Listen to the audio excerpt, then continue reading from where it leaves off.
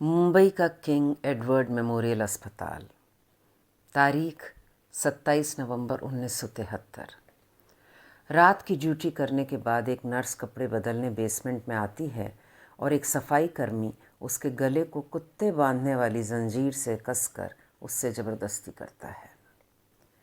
अस्पताल का नाम खराब ना हो तो इसलिए उस वहशी पर छोटे मोटे ऐसे इल्ज़ाम लगते हैं कि बेफिक्री से 7 साल की अपनी सज़ा काट कर अपनी ज़िंदगी, अपना परिवार वो आगे बढ़ाता है।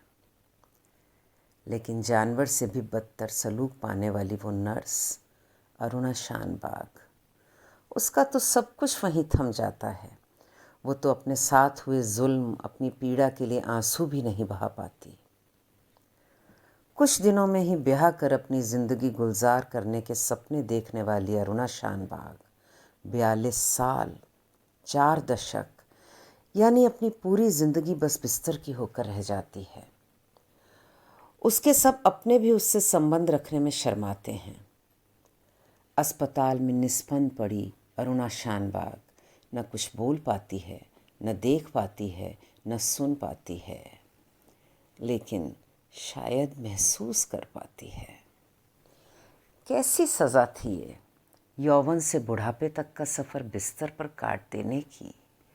वो न मौत थी न ज़िंदगी। किस तरह की बेबसी थी ये। क्या स्त्री शरीर में जन्म लेने का गुनाह था जिसे जब चाहे रौंदा जा सकता है।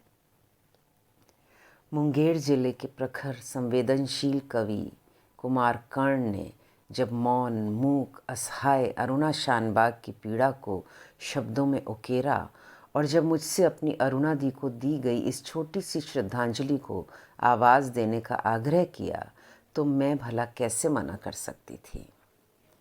ये कविता पढ़ने से पहले मैं सिर्फ ये कहना चाहती हूँ कि जब भी किसी निर्भया, मथुरा, स्कारलेट, प्रियदर्शिनी मट्टू, मुख्तार माई, गुड़िया किसी भी स्त्री के साथ ऐसी क्रूरताएं होती हैं तो उसके दोषी हम सब होते हैं।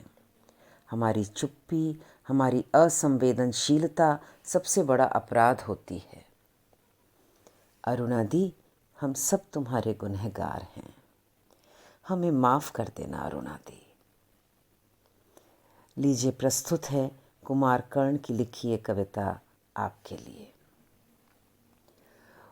वो वेदना की नदी में बहती हुई मिली, उसका सब कुछ विदीर्ण हो चुका था।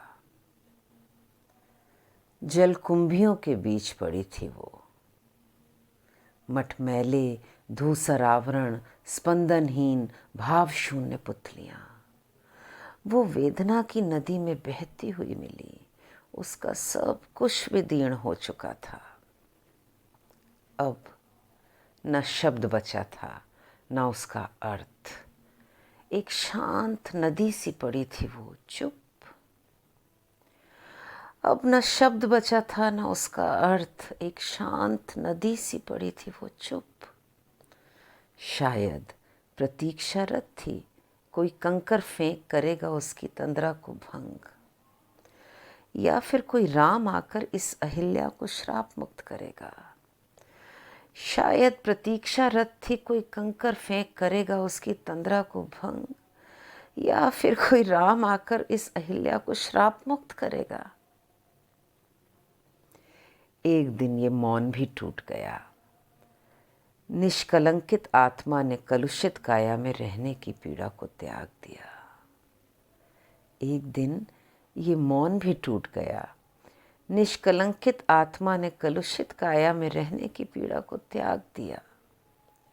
अब वो विलीन हो चुकी थी इस धरा में, वायुमंडल में, हर दिशा में, चारों तरफ।